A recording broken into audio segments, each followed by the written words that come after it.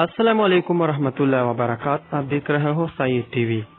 آج سے 7-8 عرصے پیچھے کی دنیا پر نظر ڈالے جب سائنس و ٹیکنالوجی نے بہت زیادہ ترقی نہیں کی تھی۔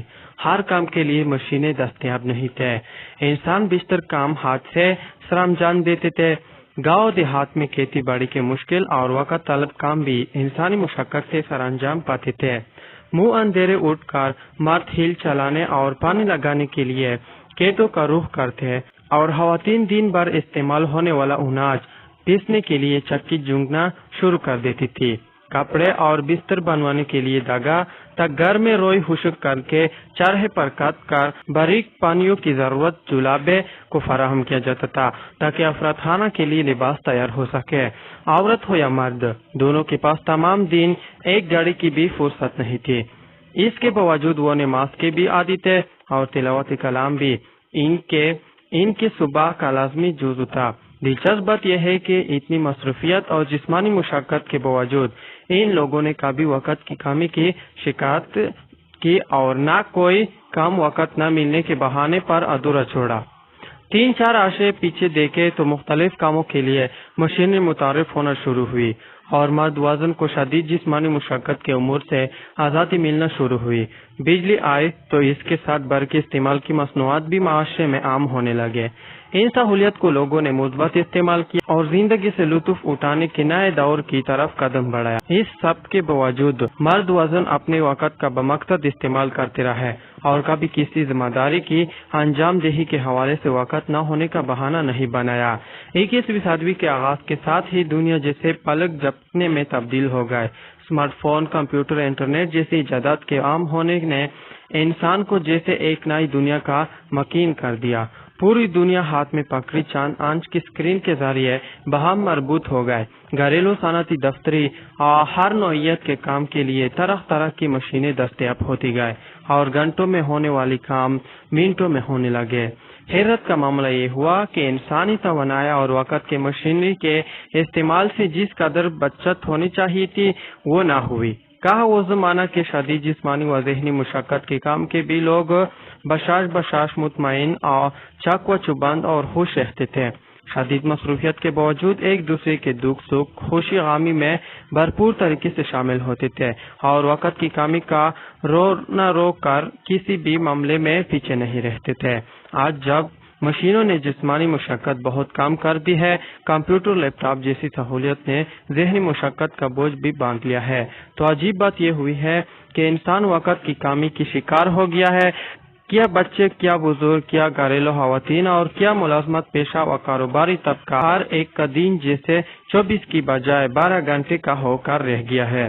جس سے پوچھ لے اس کے پاس دوسرے کی بات تک سننے کا وقت نہیں ہے، دکھ سکھ کرنے کا وقت نہیں ہے، کسی کے کام آنے کا وقت نہیں ہے۔ مختلف سکرینز کے ذریعے انسان پوری دنیا سے تو رابطے میں ہے لیکن اپنے ارد گرد موجود لوگوں سے کٹ کر رہ گیا ہے۔ بے مقصد وقت ضائع کرتا ہے اور پھر وقت کی کمی کا بہانہ بنا کر خود کو تسلیاں دیتا ہے۔ وہ سہولیت جو اس کا قیمتی وقت بچانے کے لیے بنائی گئی انہی کے ذریعے وقت ضائع کرتا جا رہا ہے۔ وقت سے بڑی نعمت اور کوئی نہیں ہے۔ یہ ایسی نعمت ہے جس کی گاڑی آگے کو بڑھ رہی ہے اور پیچھے لوٹ آنا ان کے بس میں نہیں ہے۔ گزر گیا تو گزر گیا، آپ جتنی مرضی کوشش کریں آپ کے پاس واپس نہیں آئے گا۔ کسی نے بالکل درست کہا ہے کہ پہلے وقتوں میں انسان وقت گزارتا تھا اور آج وقت ہمیں گزار رہا ہے۔ وجہ ہمارا غیر فطری طرز زندگی ہے۔ جتنا ہم فطرت سے دور ہوتے جا رہے ہیں وقت بھی اتنا ہی دسترس سے نکلتا جا رہا ہے۔ اگر ہم اپنے لیے کچھ اصول طے کر لیں تو وقت نہ ہونے اور وقت ضائع ہونے جیسی شکایت پر قابو پایا جا سکتا ہے۔ نمبر 1، اوقات کار کی تقسیم کریں۔ جتنی آپ کی زندگی منظم ہوگی اتنا ہی آپ کا وقت کم ضائع ہوگا۔ سونے جاگنے، کھانے پینے، کام کرنے، آرام، مطالعہ، اسکرین کے استعمال اور اہل خانہ کے ساتھ وقت گزارنا تک کے اوقات متعین کریں اور سختی سے ان پر عمل کریں۔ جب آپ اپنی حدود کا تعین کر لیتے ہیں تو معاملات خود بخود آپ کے زیر اثر آ جاتے ہیں۔ جہاں آپ خود کو رعایت دیتے ہیں وہی نفس مزید رعایت پر اکساتا ہے اور آپ چیزوں اور معاملات پر گرفت کمزور کرتے چلے جاتے ہیں۔ خود سے عہد کریں کہ وقت ضائع نہیں کرنا اور ہر لمحہ متعین اوقات کار کے مطابق گزارنا ہے۔ نمبر 2، مثبت اور تعمیری کام کریں۔ زندگی اللہ تعالیٰ کی عطا کردہ سب سے بڑی نعمت ہے اور اس نعمت کا اولین تقاضا اسے بمقصد اور تعمیری کاموں میں صرف کرنا ہے۔ زندگی ہر طرح کے لوگوں کی گزر جاتی ہے کیونکہ اس کا کام ہی گزرنا ہے، لیکن وہ لوگ جنہوں نے اپنا وقت اور توانائی لوگوں اور معاشرے کے فائدے کے لیے استعمال کی وہ انسانی تاریخ میں امر ہو گئے۔ کوشش کریں کہ روزانہ کم از کم ایک ایسے مثبت کام میں بھی وقت لگائے جس سے آپ کی دنیا و آخرت بہتر ہو سکے۔ نمبر 3، احساس ذمہ داری اپنائیں۔ یاد رکھیں آپ کے پاس موجود وقت کا ایک ایک لمحہ قیمتی ہے۔ یہ وہ سرمایہ ہے جسے کھونے کے بعد بھی انسان فقط ہاتھ ملتا رہ جاتا ہے لیکن یہ واپس نہیں آتا، اس لیے بعد میں بچائے اور کیفے افسوس ملنے سے بہتر ہے کہ آپ اس خزانے کی اہمیت کا احساس کریں اور اسے بھرپور استعمال کریں۔ انسان کے ہاتھ میں سب سے زیادہ قیمتی چیز یہی وقت ہے، اس لیے اس کی اہمیت کا ادراک کریں۔ خود کو بہتر بنانے کی کوشش ہر لمحہ جاری رکھیں، سیکھنے اور سکھانے کا عمل جاری رکھیں۔ زندگی کے ہر پل کا پوری ذمہ داری اور نعمت کی قدر کے احساس کے ساتھ استعمال کریں اور آپ دیکھیں گے کہ یہ مختصر سی زندگی کتنی بھرپور اور معنی خیز ہو جائے گی۔ حدیث مبارکہ کا مفہوم ہے کہ آدمی کے فہم و دانش کا تقاضا ہے کہ وہ ختم ہو جانے والی زندگی کے اوقات و ادوار کو بہت دھیان اور توجہ کے ساتھ گزارے۔ زندگی کو موت سے پہلے غنیمت سمجھے اور اس بات کو مد نظر رکھے کہ اس کی ہر چیز، ہر عمل، ہر قول و فعل کی بس پرس ہوگی تو وہ کبھی وقت ضائع نہ کرے۔ نمبر 4، ناقدری مت کرے۔ وقت کی قدردانی بہت ضروری ہے اور قدردانی یہ ہے کہ آپ وقت کا صحیح استعمال کریں، اسے بیکار اور فضول ضائع نہ کریں۔ وقت کو فضول ضائع کر دینے پر بعد میں جو حسرت و پچھتاوا ہوتا ہے وہ ناقابل تلافی ہوتا ہے، سوائے ندامت کے آپ کے پاس تدارک کی کوئی اور صورت نہیں رہ جاتی۔ جو لمحہ، جو گاڑی ہاتھ سے نکل گئے وہ دوبارہ ہاتھ میں نہیں آ سکتی۔ زندگی چند محدود گاڑیوں سے عبارت ہے، لہذا وقت کی پوری نگہداشت کریں اور ادھر ادھر کی باتوں، حرافت اور لغویات میں اپنے قیمتی اوقات کو ضائع نہ کریں۔ یاد رہے کہ آپ کے وقت کا ہر سیکنڈ، ہر گھڑی اور ہر منٹ اتنا قیمتی ہے کہ ساری دنیا بھی اس کی قیمت ادا نہیں کر سکتی۔ جس نے وقت کی قدر کرنا سیکھ لیا اس نے گویا خود کو درجہ کمال تک پہنچا دیا۔ نمبر 5، کاہلی اور بے مقصدیت ترک کر دے۔ جو لوگ کاہلی کو قریب نہیں آنے دیتے، زندگی کا قیمتی وقت ہے، مقصد نہیں گزارتے، کامیابی انہی کے ہم قدم ہوتی ہے۔ جس شخص نے اپنے وقت کو بمقصد بنا لیا اس نے تمام عناصر قدرت کو گویا اپنے ہاتھ میں لے، وہ چاہے تو فضاؤں کو تسخیر کر لے، چاہے تو پہاڑوں کو گلزار بنا دے اور چاہے تو زمانہ کی قیادت سنبھالے۔ اس کے برعکس وہ لوگ جو اس قیمتی خزانے کو اپنی سستی، کاہلی اور بے مقصدیت کی نظر کر دیتے ہیں، وقت بھی ان پر رحم نہیں کرتا اور انہیں اسی طرح ضائع کر کے ناکام بنا دیتا ہے۔ وقت ایک تند و تیز ہوا کی طرح ہے جو بغیر رکے اڑتا چلا جا رہا ہے۔ آپ نے اپنی رفتار کو اس کے ساتھ ملانا ہے ورنہ یہ آپ کو روند کر آگے بڑھ جائے گا۔